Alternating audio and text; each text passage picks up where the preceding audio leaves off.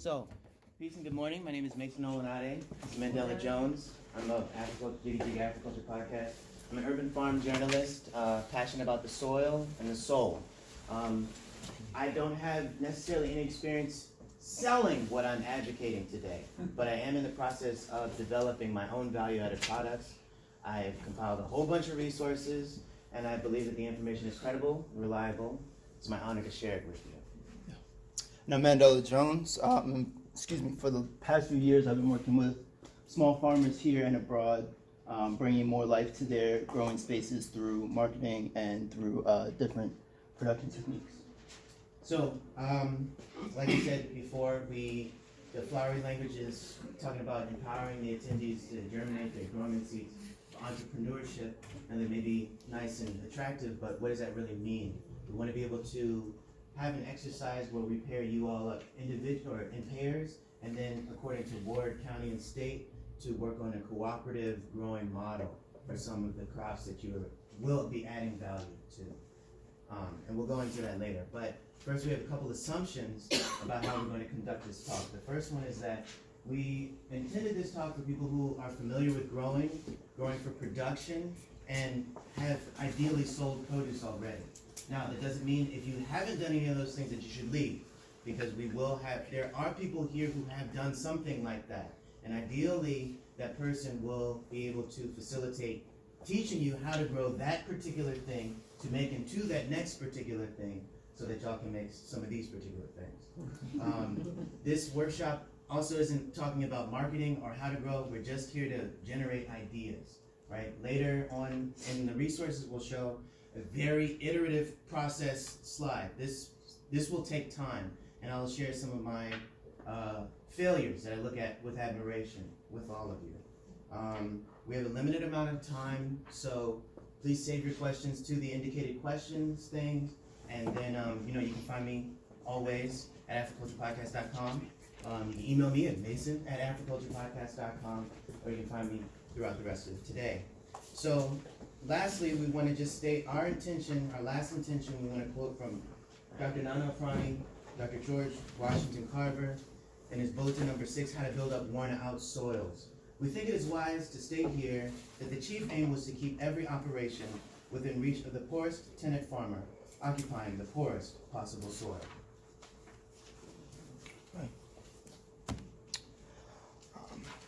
So we know that it's difficult for urban farmers to compete with small farmers, with larger farmers, with grocery stores, and that's without even mentioning farmers markets, which is a completely different beast in its own.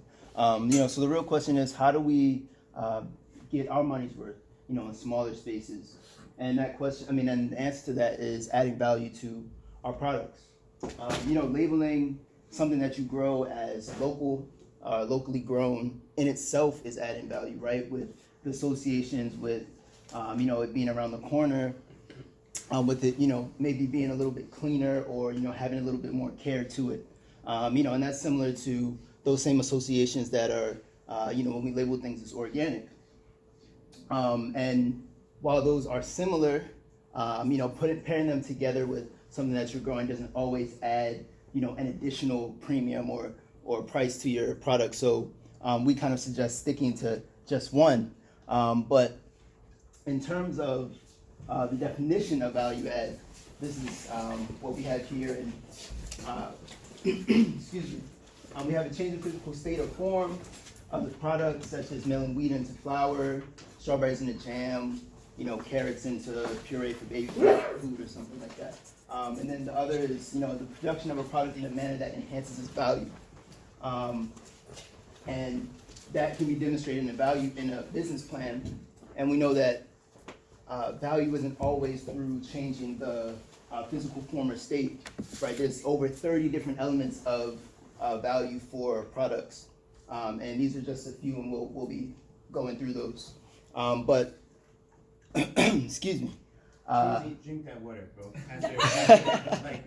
I get what, yeah.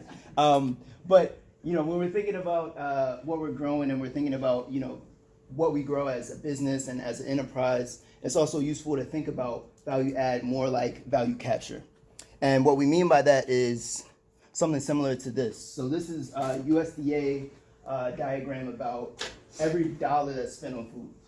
So here we have 7.8 cents going to the farmer, right? 15%, and then you have 36.7%, going to food services. And in the end, if we think about how we're growing and how we're adding value, this is all something that we can capture. So altogether, we can gain at least 59% of a dollar that's spent on something that we're growing ourselves. That's without even thinking about packaging, any type of transportation, other aspects of, the enterprise, the business that we're thinking about bringing together. So how do we determine what actually we're trying to make into our crops? What we're advocating is the concept of niching down and adding value. By that, what do I mean? We need to find something very specific that we want to grow and something very then specific that we want to sell, right? And so what that means is that I like to grow peppers, okay? Then I niche further down into hot peppers. Then I niche further down into ghost peppers, right? And from there, I can then determine some more things to make. Spices, seasonings, hot sauce, whatever. In the past, I had tried to even make icy hot out of peppers because the main ingredient is the same ingredient, right? But if you're going to do that, although you won't be able to get any masks because of this coronavirus, please get one, because I started grinding up my peppers in Everclear, turned my whole house into a pepper spray bomb, and it was a mess. And then, but the thing was, I'll grind up them in here, add them to some shea butter, peppermint oil, you know what I'm saying, and it'll work. But I didn't figure out how to have that so I wouldn't then touch my eyes after. There's something to figure out with this. This is an entire process, and that's not something to be discouraged. So when we're talking about this, we say, what do you grow well? Of those, what do you enjoy growing a lot of? Of those, what are the most reliable crops? Meaning, which crops can withstand DC, where DC also means different climate. And by different climate, I mean, we're gonna get a bunch of rain in April, we're not gonna get any rain until August, and then we're only gonna get rain from August until September, and then it's gonna freeze. Right. So what crops can you grow that will withstand that and produce, right? And will be able to withstand insect pressures, the deer that we have out here, the cats that we have out here, and the other people that we have out here. So then, from that, that'll be only like 3 crops, right? You'll then know what kind of technologies you'll need. Well, you need pickling and canning equipment, well, you need a dehydrator, a freeze dryer, a mill. You'll definitely need a scale, because we have to do math now, right? All these equipment will be found at agriculturepodcast.com/rootingdc. I have all these resources available for you already. So the niching isn't just one of determining what we are trying to grow, but it's also one of determining how we're going to market our products, right? Because we can't just be out here just like, I got hot sauce, so what? It's Tabasco, Louisiana. Even people I advocate here are also growing hot sauce. So how are you going to differentiate your hot sauce from the very beginning? Because nobody cares just because you grew it, right? So Andrew W. Lee in the Backyard Market Gardener says, but each of us has a profitable market niche in our local or regional community that we can fill. All we have to do is find that niche. If we can fill it properly, it will be profitable. Filling a niche properly requires us to become marketers. Look for the niche that you feel will be exceptionally fun and profitable for you. Let your imagination roam through the possibilities and keep an open mind. Be receptive to new ideas. You can create a new marketing system that will give you a tremendous advantage over the competition. This is an intensely artistic exercise, right? But it's not artistic in this sort of like, oh man, I just feel in it, right? You really have to really dedicate yourself to these things, because like we said, nonprofit money will run out, right? Nobody cares about you necessarily, right? Your mom, your dad, your significant other, but nobody's buying your products because of that. People buy for their reasons, not yours, all right? So we know that farming and growing is hard work. It's gratifying, but it is hard work in the end. And as we're developing that skill set, we start to realize, where we're getting in our own way. And with that, we like to remind you, don't work too hard. What we mean by that is, take in what people are asking you to grow, what they might mention to you. what others that ask you what they are similar, what they're mentioning when they're growing. Excuse me. And then lastly, listen to yourself. People, as Nathan said, people do buy for their own reasons, and it's not always the fact that you're growing it. So take that into consideration. And by pulling from what people are already asking you about from that customer demand, you don't have to do as much time educating somebody about what you're growing. You can kind of spend more of that time selling and really finding out what the customer really wants. So in that same light of listening and not working too hard, we have a few different publications that I think we'll share at the end of the presentation, also on the website.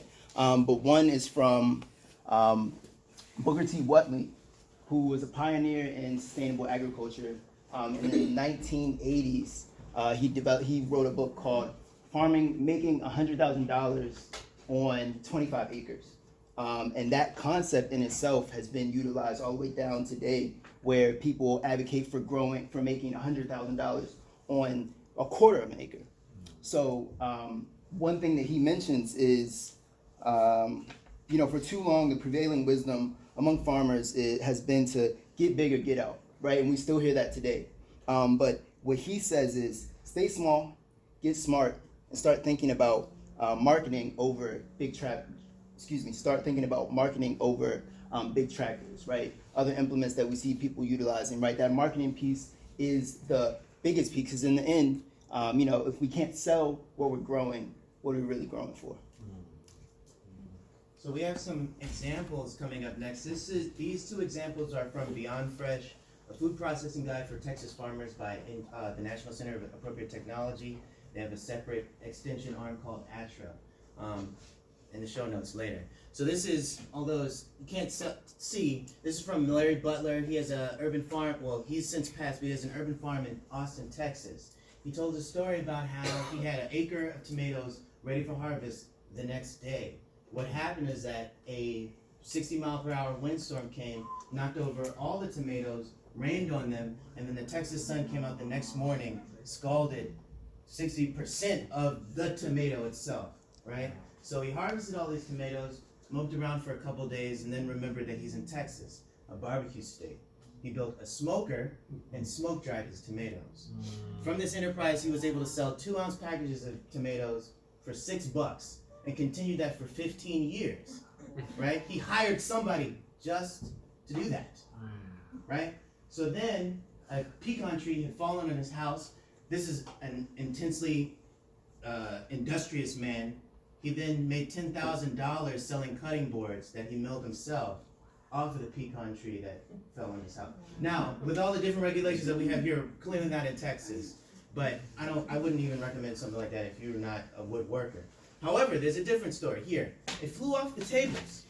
Few were interested in buying fresh cut basil, but the pesto flew off the table and out of the stores. We never had enough, Suzanne and Tony Piccolo said. We never had enough.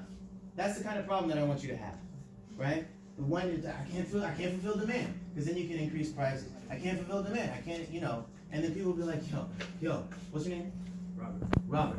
You know that Robert's pesto, right? And you'll be like, hey man, it's $9 now. Right? This is why we're all here today, right?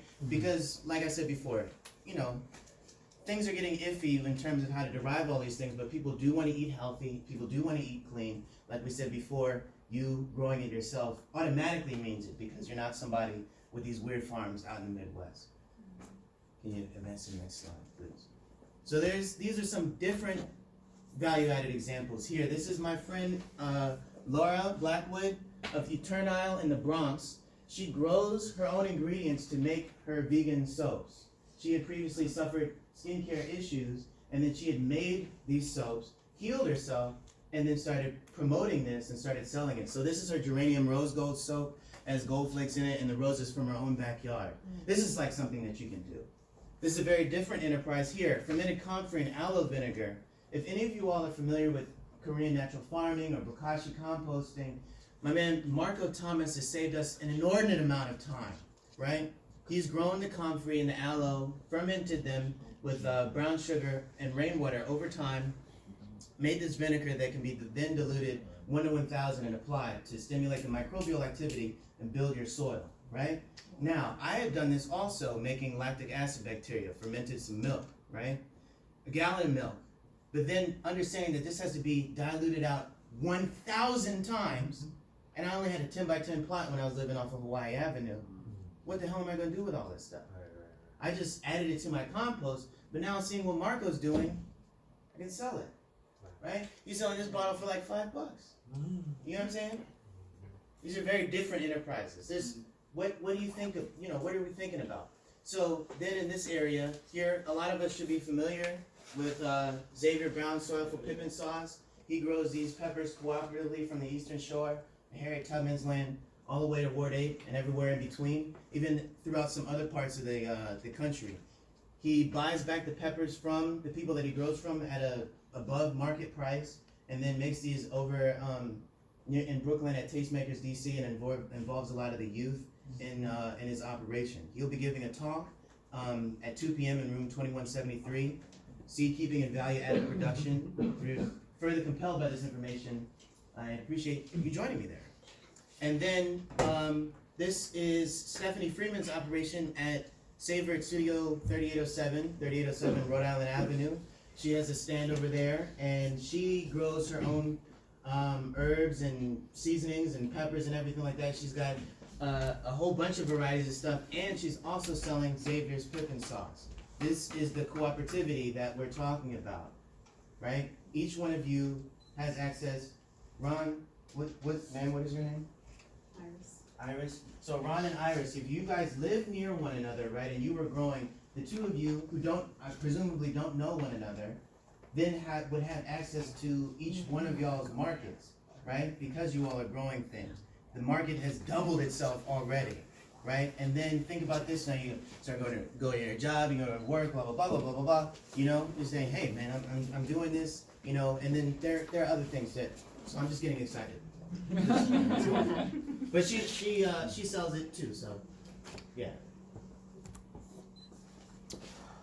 So with these examples, think about your life. Think about where you visit on a regular basis, and think about those people that you come in contact with on a regular basis. We challenge you to ask them and talk to them about maybe the value-added products that they have experience with, or lack of experience with that they're looking to either find in the area that they don't know about as much. So among other examples, we have spices, teas, soaps, tonics, and incense. Last season, Mason and I grew holy basil, we grew some ginger, we grew turmeric, and through that, we split our share. And I think Mason will be talking about his incense, but I started to think about what type of blends of what we grew could be used for a tea. Of course, edible flowers and greens for salad mixes, seasonings, and powders as well. And then lastly, we have like amaranth, and these two in bold are between greens and amaranth and grains are what we kind of really found interest in last year.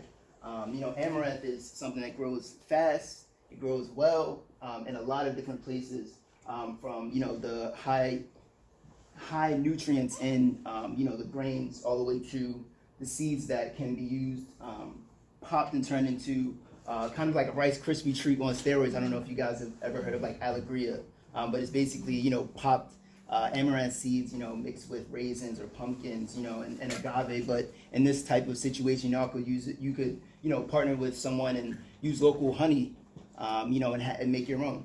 So those are a few examples. Of course, we have perennials as well, from fruit leathers all the way to nutrient bars and powders. So yeah, so we're growing holy basil just because of the name and some of the associations, but anybody who's grown it knows how fragrant it is. It's immensely fragrant, and it is an adaptogen, so it's supposed to replace the hormones that you're lacking, stuff like that. But I knew that for me, when we would drive down out in Shaw to go to our plot, and we had our holy basil growing at the center of what we called our sweet potato clock. And it would be limp from the summer heat, and then I'd start watering everything, and then immediately, it would perk up and bathe the entire place, and all of this wonderful fragrance, and I forgot about the Wednesday. I forgot about the idiot on Georgia Avenue. I forgot about all the other stressors, and I was like, damn, can this be something? Pardon my French. Can this be something that I can then make something into? And then when I was learning about incense, people make, like, the Japanese tea ceremonies have incense that they burn to create this entire environment within which to enjoy and heal yourself. I was like, okay, maybe I might try something like that. So I tried to make these incense cones, and I formulated them. I think that I need to partner them up with something more aromatic, right? Because I ground them up and made them into the cones, but in order to bind them, I used water, which immediately took away all of the fragrance. I had also incorporated into honey to make like incense pellets, and I tried that just this past weekend, but I'm not sure if it works. I tried, but this is the whole thing. I mean, once I get it, then I am already in these environments where incense matters. So then it's just then positioning myself as the plug, or the provider, so to speak. We also grew black corn, which was awesome. Definitely recommended. Corn and amaranth, both of these are C4 crops. Their stalks can be shred down, cut up, and they provide a scaffold for compost, because they're basically just pure cellulose chains, right? But on my Instagram, Agriculture Podcast, I have some pictures about the black corn and its foliage specifically. Now, after it dried, I was realizing that this could be used almost as a cornfetti, because it has all these purple streaks, some of these green streaks and stuff like that. Then you could package your products within this cornfetti in the recyclable priority mail packaging, right? Also, we had planned to grind up the corn and make some sort of black corn Doritos with like some lavender seasoning, basil, oregano, thyme, and then the Spice Sweet in Tacoma sells this purple Merlot sea salt. It was like, wow, we could have like a healthy, relaxing Dorito. That would be crazy. But we had some drama, so we didn't be able to really produce like that. But this is farming. So by now, Cotyledon emergence. The ideas are brewing. Our cotyledons have penetrated the ceiling of the soil, and we're in a new light. Does anybody have any questions? Great. So, what is a value-added product, Robert? Or a value-added crop? What is a value-added? Well, as I understood, something that you're doing something that's unique for the customer that they can't get from just anywhere else. Unique to you. Absolutely. A value-added crop is anything that we can grow and capture value in by processing into something more valuable. So to make you've been intensive participatory with your emotions in your face. To make a value-added product out of a crop, we need what? Well, you need to know what the value is to other people. That's one thing. That is an excellent point. And you need the raw materials, and Right. you need some kind of transformation of those raw Correct. materials. Absolutely. We need certain technologies depending on the crop that we are producing. Would anybody give us an additional idea about an urban-oriented value-added crop that we can grow? I think rosemary is a really good one. Rosemary is an excellent one. There's a very good particular variety called barbecue rosemary. It grows like this tall. The stalks are like this thick, and people cut them up when they grow them, and it's a perfect shish kebab already, right? So then you can start putting stuff on there. You can start growing your own mushrooms, pepper, onions, whatever. Put those on the grill, and you become the king of July 4th, right? The king or queen of July 4th. So what we'd like you to do now is to pair up for our next exercise, right? We're going to give you 2 minutes to get familiar with your neighbor. We want you to be able to figure out, ideally it's not somebody that you already know, but I know that there are people here that know people already. Because for our next exercise, so my phone is over there, but please pair up in the next 2 minutes, all right? Get familiar.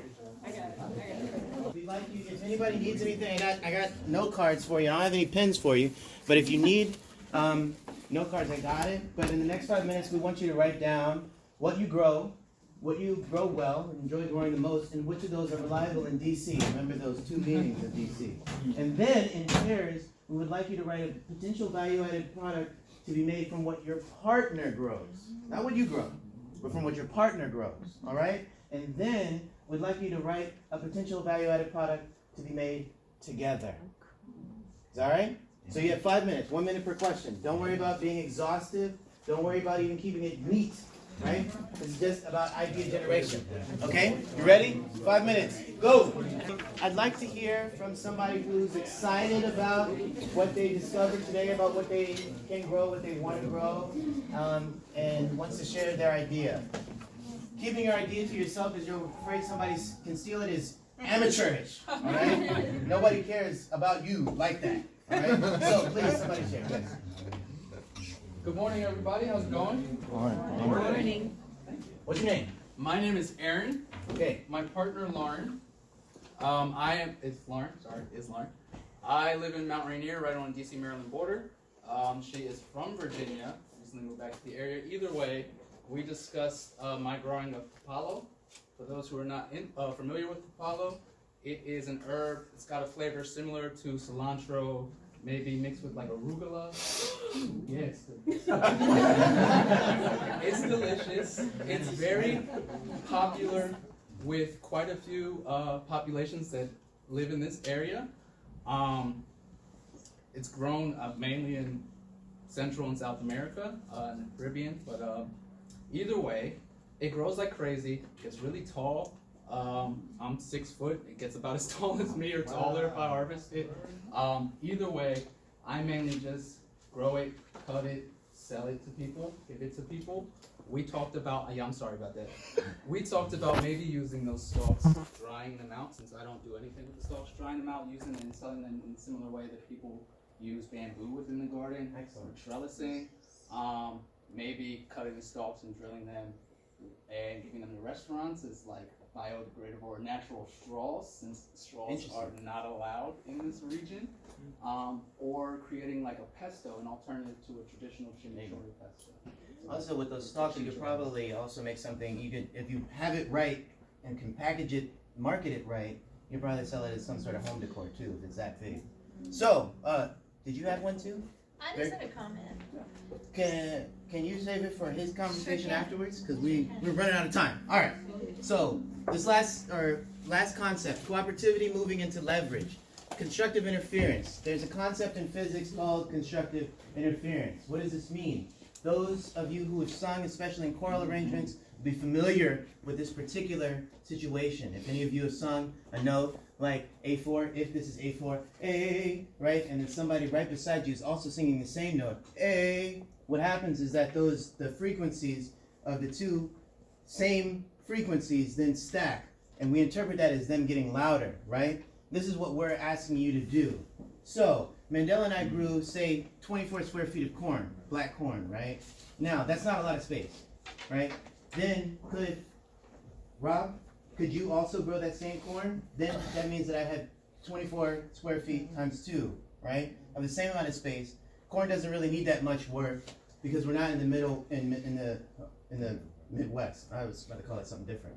So these are the sorts of things, because like we said, this whole physics thing can be broken down into this very simple equation of yours plus yours equals more of yours.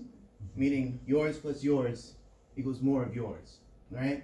So it's like if you can get somebody in your immediate area to grow also what you're growing at the same time, and then you can grow what they're growing at the same time, because both of you have niched down so much, you guys can double your yield with less of the work, right?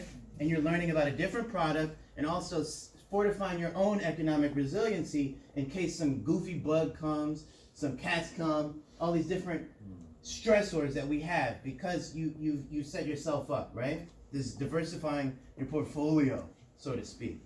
So, what we'd like for you to do now is going to take a little bit longer. You might have to get up, but we want you guys to organize yourselves and according to the different wards, counties, situations, states, if you're further out than that, because we'd like for you all to then, in these situations, if, say, some of y'all live in Ward 1, all these Ward 1 people get together and then they can all start growing together because the environments are similar in these particular places. Does that make sense? Is that something that you're excited to do? You don't even have a choice, so I'm glad. All right, so we're gonna give you about 3 minutes, 2 minutes. You've got more time. I'm sorry. Oh, We're not done till 12. Oh, okay. My Yeah, bad. so we got, give yourself 3 minutes to get organized. I'll let whoever's the loudest about each particular ward figure that out, and then after that, then we'll do our next exercise, okay? Great. Sounds good. Awesome, thank Can we you. sort ourselves like DC, Maryland, Virginia? Because Yeah, There's let's a do lot that, of let's do that. people- So let's do DC over here, Maryland in the center here, and then Virginia all the way over here. So, you guys, now we have a little bit more time than we thought, so you guys can spend more time working on these questions. However, right, we want you guys to really think about this, and I'm glad that you all are enjoying it and getting familiar. So in the next 5 to 10 minutes, we want you to find out who is growing, what you're growing, and how you're growing it. I'm not advocating for any particular farming techniques. We all have our particular predilections, right? With some people do want to use synthetic fertilizers, some people do want to use these things, some people don't want to use these things. There may be people in these regions who grow like how you grow, right? Then, can you determine if you all can exchange? Then, can you determine if you all can grow cooperatively? And then, can you determine if some of you all can then partner to make a value-added product out of what you've taken from your first exercise? Does that sound good? Yeah. These questions will be up here for the next 5 to 10 minutes. Let's do 10 minutes, You got all it. right? Because you guys won't stop talking. All right, let's go. All right, so I'm glad that, it took me 3 prompts to get y'all back in focus because we've done our job appropriately, and everybody's excited about, at least to meet some people. I know that some of these conversations went left and right, up and down, and into the Z-axis, but I want to hear now about some of the ideas that you all discussed. I know that the DC group had talked about that they all contain the ingredients to make a salsa. That was pretty intense to have, the whole Diamond District salsa. That would be sick, coming up with a particular name, probably more attractive name. But what else did other people come up with? can I just comment there? I think we got the idea. Earlier in your discussion, you talked about like cooperative farming, Right. and I really like that idea. It never really occurred to me to use that in the city. Yeah. And we don't have a lot of space. We're in the city. Right. But if we work together, we could grow enough to make a product. Exactly. Yeah. There was there's an article that is in the notes. This farmer wrote this article called "Small Family Farms Aren't the Answer." I read that article, my ego felt attacked, so I was ready to decry this article, right? And then when I read it, what he was talking about is that we've traded, like, in pursuit of these small family farms, we get our hands dirty, fingers, dirt up underneath our fingernails. What we've traded is economic freedom for economic martyrdom, right? Now we're beholden to the soil.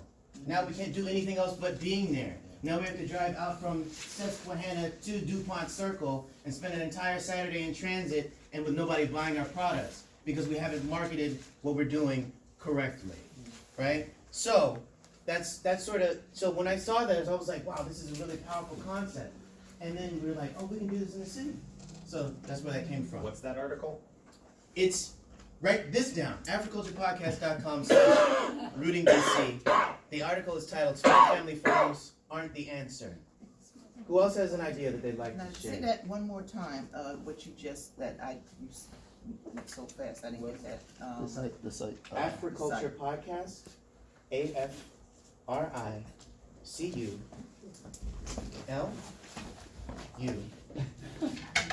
Wait, no. There you go. See? Yeah. Africulturepodcast.com/rooting DC. Thank you, Morgan. Thank you. And so, yeah, all of this, the slides themselves are there with the script that we had originally had for this. Links are available there. And then eventually this will be its own podcast for you to listen to again. All right? And the podcast is already on iTunes, Spotify, Google, everything. So, one more idea before we move on. Nobody, this room full of brilliant people. Dehydrated microgreens. Dehydrated microgreens. See? Yes. Please elaborate on that. friend Alicia is growing microgreens, and we just elaborated some ideas around that. And we found out that you can actually dry microgreens and preserve their nutrients. Amazing. So you just, can sell a 4-ounce little bottle of just pure power. Right, right. Yeah, that's exactly what we were sort of talking about, even with the amaranth, because it's high in vitamin C, iron, all these sorts of things. You can dry down these greens and make them into powder, right? You can dry down these greens in the oven and make them into chips, right? There are all sorts of things. There's no limit to your creativity beyond what you put on top of it. So that's what this whole thing is about removing that. Often we'll find that our ego is holding us back from really getting into our own creativity like we want to. So, we're at the true leaf formation. For all of us who are familiar with growing, we've taken all the sugars out of our cotyledons, they've shriveled up, and now the finely sculpted serrations of our true leaves have shown themselves. We'll summarize this talk. When life gives you lemons, you Make lemonade. perfect. This is the first value-added product that we've come into understanding about. Now we're talking about niching down further. You have to have a lemon tree, but what you can do is buy ginger at Mom's, put it in the ground. Now you can make a ginger lemonade, right? You can get strawberries, and then you can make a strawberry ginger lemonade, right? There's all these different things that you can do. Mandela and I, we grew the sweet potatoes that we had this year from Mom's. We grew squash from Mom's, right? So you can do all these things where you just buy the thing. Ooh, I ate this. This is dope. I want to grow it. And then you grow it, right? Because that's how you got it in the first place, because it was grown. So think about these things that you eat, and then it's like, I don't ever want to buy this again, right? And so I just grow it and preserve it. That's what I did with the sweet potatoes. The sweet potatoes that I bought in November of 2018, we grew summer 2019, and now they're ready to be put in the ground again in March of 2020. So, the takeaways that we have: we want you to niche down further and value add. But on our side of the game, we want you to capture that value, right? Those 60 cents. Now, you can do other things, like I said, with the confetti and stuff like that. But capturing the cost of the food services, meaning retail outlets or grocery stores or restaurants, you can take some of that value for yourself. You can take some of this value. So this is what we're talking about, value add capture. Now, with the cooperative growing, we want you to mind or constructively interfere with our neighbor's business, right? Especially if you're considering growing this alevia with the amaranth seeds. So you can, in an urban situation, you can get yields from goji berries in about 2 years, right?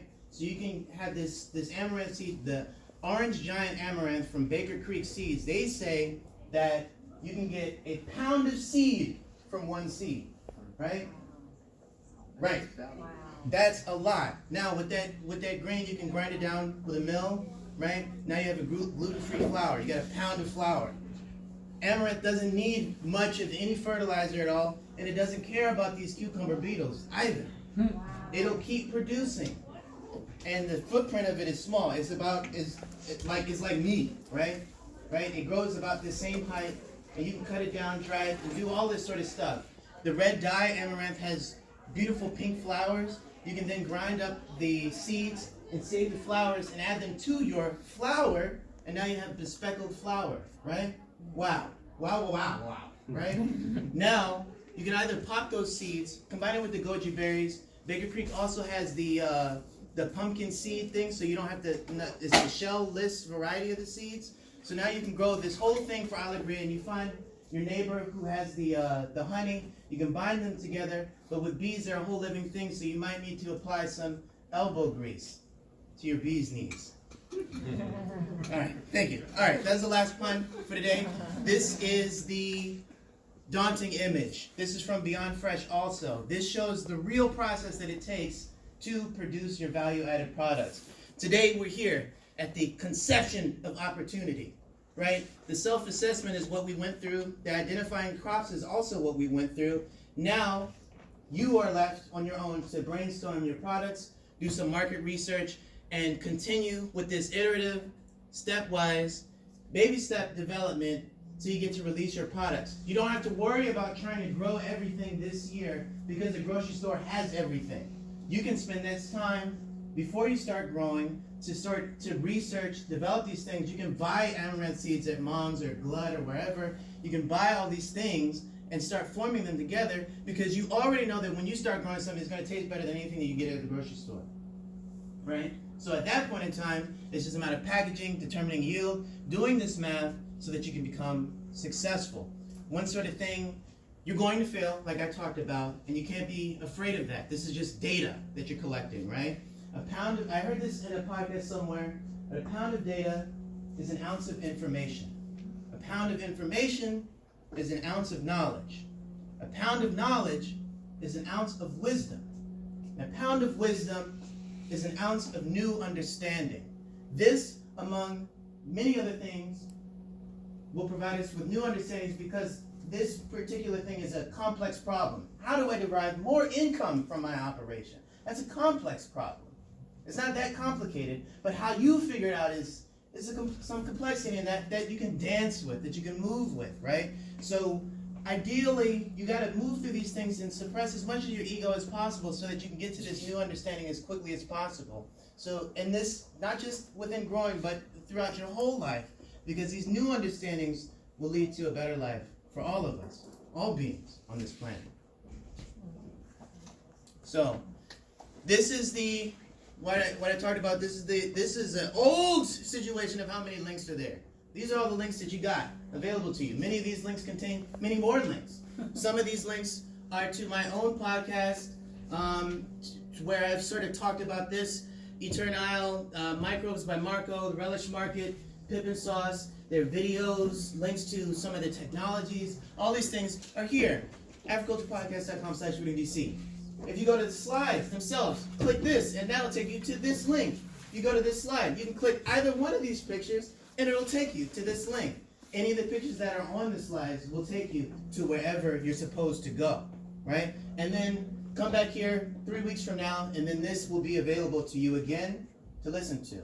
I know you like my voice so far. Right? So, in closing, I just want to say a little bit about Jiggy Jiggy Agriculture Podcast, and then Mandela will share about New Ray Research Group, and then that will really be the end. So at Jiggy Jiggy Agriculture Podcast, we believe building a healthy soil builds a healthy soul. We share strategies for how to do both. To do both, we ask 2 questions. How do you grow while you grow kale, collards, tomatoes, and melons? And why do you think the healthiest soils are black? We're interested in interviewing any and every black farmer or gardener who wants to talk about plants. I've reached out to people and people, yeah, that's a dope idea, man. But you know what I mean? We don't have time for that. I want to share these stories about how we grow, right? So find me afterwards. Go here, email me, mason@agriculturepodcast.com. You can find me on the gram, Twitter. I'm not really on Twitter like that, but Mandela. Yeah, so New Ray Research Group is a group of professionals, economists, scientists, and other business professionals. And what we do is we work with homeowners who are looking to grow their own food, who are looking to make a connection or a closer connection with nature. And in between that, we also help homeowners find an easier way to garden or farm without making it feel like there's backbreaking labor on a regular basis. You can find me as well on Instagram, and I'm open to giving my number and email as well. So, yeah. So we hope you found this informational, constructive, and productive. I look forward to hearing about, using, and especially consuming each and every one of you all's value-added products in the future.